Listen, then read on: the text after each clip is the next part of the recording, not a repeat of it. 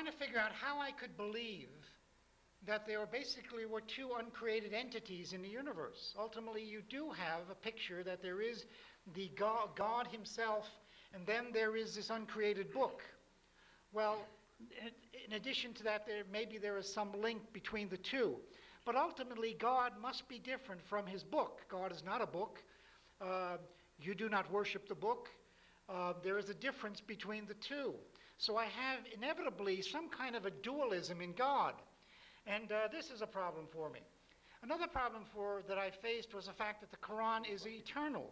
So just a second, please. Do you understand the problem? I feel that the point is totally out of line, really, because he's quoting not from the Quran. You're not talking about the Quran. You're talking about people's opinion. Do you understand the problem that he mentioned? It's not a problem at all, but I understand. Well, you understand what he said? My problem. Okay, that's fine. That's what I'm concerned about. I'm coming to this, and I want to know if this is the word. You don't have this problem. I'm talking about what as I read and perceive the teaching of Islam on the Quran, as I read the book. The second thing was that it's eternal. Somehow or other this book is eternal, and yet it's dealing with incidents that are locked in time. They're the particulars of history. And how you get that which is eternal and infinite and link that up with the finite, that constitutes a problem I think, for Islam.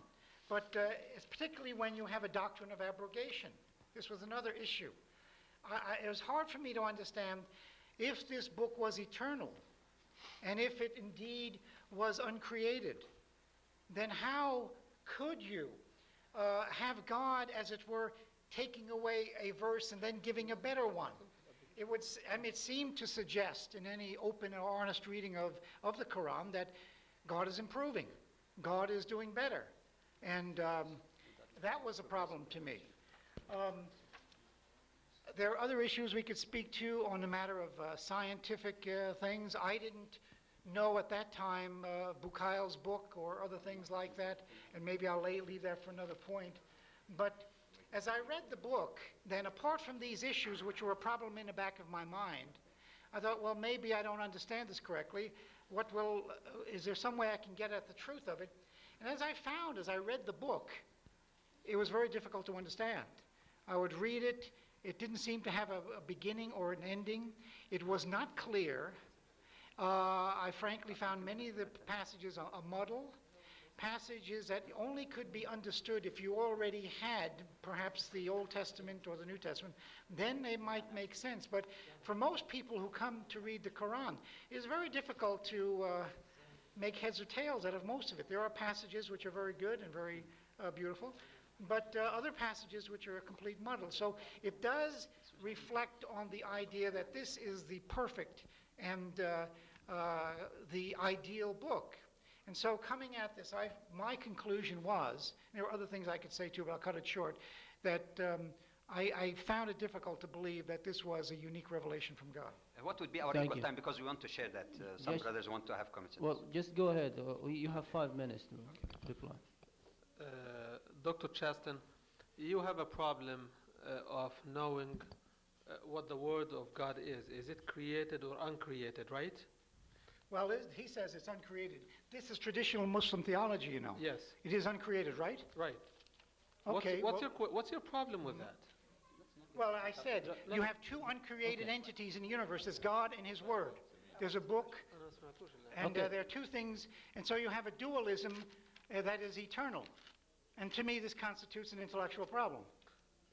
Okay, in brief, the Word of God is what God revealed to the Prophet, and the Prophet received it through angel Jibreel, and it has been compiled in the book from cover to cover that's known as the Quran. This word is eternal. It has been with God since ever, because God does not come up with things after a while. He has anything that He wants to do tomorrow. To Him there is no time, there is no place, there is no space. And being eternal, being the Word of God, does not contradict being uncreated.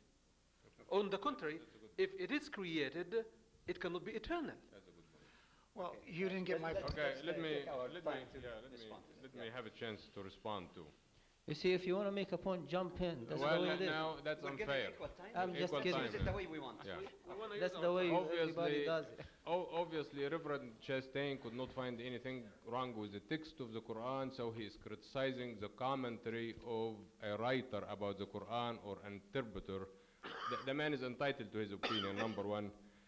Number two, the Quran is eternal, created or uncreated. This is a theological argument that happened at one stage in the history of Islam. Again, I emphasize it is not an article of faith. It is not mentioned as an article of faith.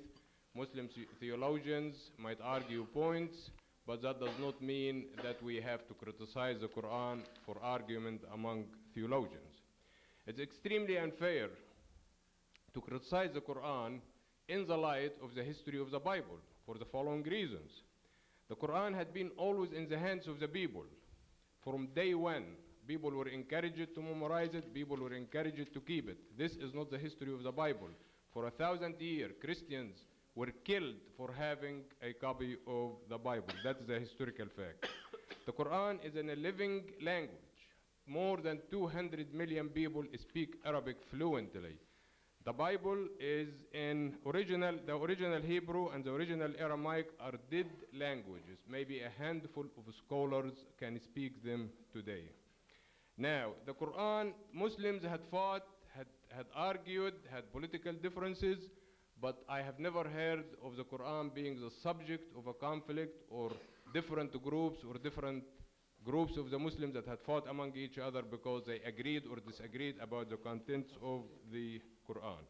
Now, we keep ignoring the fact that the Quran is the only revelation that is still available in our hands today in the original language and precisely as it was taught by the Prophet. The same cannot be said about the teachings of Moses in his original language or precisely as was taught by Moses or the revelation that was given to Jesus and was taught by Jesus. Now, I want to read one single thing about one of the most critical people even of Islam who wrote the life of Prophet Muhammad. His name is Sir William Meyer. Now, when I use a reference, you notice that I use Christian references and I give you a specific name and everything, and instead of just giving you a unknown reference. There is probably, this was written 2 centuries ago, there is probably in the world no other book which has remained 12 centuries with so pure a text. Now, this was 2 centuries ago. Now we can say it is 14 centuries now. Now, you produce for me a book using the same measuring stick, the same criteria that can match the Quran. I will be more than delighted to discuss it with you. Thank you. My remaining minute would be just used to comment on this question of abrogation. Well, if you look into the Bible quite clearly, you will find that there have been abrogation within the Old Testament, like changing the place of killing or sacrifice. You will find abrogation between the Old Testament and New Testament when Jesus is interpreted to have said that he forbade divorce. You will find abrogation within the New Testament itself. Jesus never ate pork, yet Paul, said that, or Peter have his dream. And Jesus himself was circumcised. Paul, he said it was not beneficial. Now, why on one hand, for example, we hear some of our Christian brethren like Dr. Woodberry says, no, but this is progressive revelation, but when it comes to Islam, no, this is a difficulty with Islam. In fact, if you look at it in the proper sense, really, you'll find that one meaning of abrogation, one meaning of it, actually is that nothing really is abrogated, but there have been a rule that superseded the other for a certain purpose to get people used and to move them from a lower state to higher state. The classical example of this is in the Quran. Islam came in when people used to drink like fish. Now, how could the Quran say, stop drinking immediately, and you know that you need time for detoxification? So it started to discourage them. The first verse say that the wine and alcohol may have benefits and harms, but the harms are more than benefit. And then it moves one step further. Don't go to prayers when you're intoxicated. And since you have to pray 5 times a day, the only time you can drink is after night prayer so that you can be sober enough for the early morning prayer.